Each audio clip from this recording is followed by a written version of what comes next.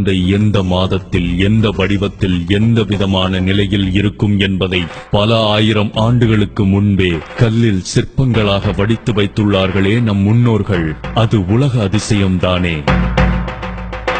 வட சென்னையில் உள்ள வியாசர்பாடி ரவீஸ்வரர் சிவன் கோவிலில் 3 வேளையும் சூரிய ஒளி சிவலிங்கத்தின் மீது மாலை போல் வந்து விழும். இந்த கோவிலில் உள்ள சிவலிங்கம் எவ்வளவு ஆண்டுகள் பழமையான லிங்கம் தெரியுமா?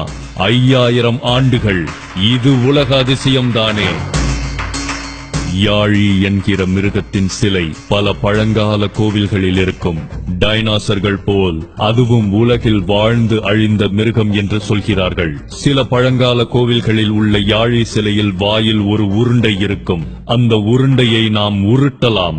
ஆனால் 1000 வீரர்கள் ஒன்று சேர்ந்து முயற்சித்தாலும் யாழியின் வாயிலில் உள்ள உருண்டையை வெளியே உருவ முடியாது. இதுவும் உலக அதிசயம்தானே. ஜெயங்கொண்டத்தில் உள்ள கங்கை கொண்ட சோழபுரம் கோவில் ஒரு வரலாற்று சிறப்புமிக்க கோவில். அக்கோவிலில் உள்ள கிணற்றின் அருகில் ஒரு சிங்கத்தின் சிற்பம் இருக்கும். சிங்கத்தின் வாயில் ஒரு கதவு தென்படும்.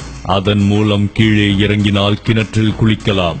ஆனால் மேலே இருந்து பார்த்தால் நாம் குளிப்பது தெரியாது. அன்றைய ராணிகளுக்காகவே கட்டப்பட்ட கிணறு அது. அதேபோல் அக்கோவிலில் உள்ள கருவறையில் சுவர்களில் மரகத கற்கள் பதித்துள்ளனர். அதனால் வெளியே வெயில் அடித்தால் உள்ளே குளிரும், வெளியே மழை பெய்தால் உள்ளே கதகதப்பாக இருக்கும் வகையில் கட்டியுள்ளார் நம் ராஜேந்திர சோழர். இன்று தாஜ்மஹாலை விட மிகப்பெரிய மார்பிள் கட்டடங்கள் உலகில் உருவாகிவிட்டன. இன்று ஒரு வல்லரசு நாடு நினைத்தால் 1000 தாஜ்மஹால்களை உருவாக்க முடியும். ஆனால் 1000 ஆண்டுகளுக்கு முன்பு ராஜராஜ சோழன் கட்டிய தஞ்சை பெரிய கோவிலையும் 2000 ஆண்டுகளுக்கு முன்பு கரிகாலன் கல்லணையை கட்டிய வித்தையையும் இப்போது எந்த நாட்டு கொம்பனாலும் செய்ய முடியாது. மரத்தமிழரின் கட்டிடக்கலையை வாழ்த்துவோம். தமிழர் பண்பாட்டை போற்றி பாதுகாப்போம். நமது முன்னோர்களின் திறமையையும் கலை நயத்தையும் போற்றித் தலை வணங்குவோம். இம்மண்ணில் பிறந்தமைக்கு பெருமிதம் கொள்வோம். நம் மரபணு தமிழர் வழி இல்லை என்றால் மரணித்து மறுபடியும் பிறப்போம் தமிழனாக.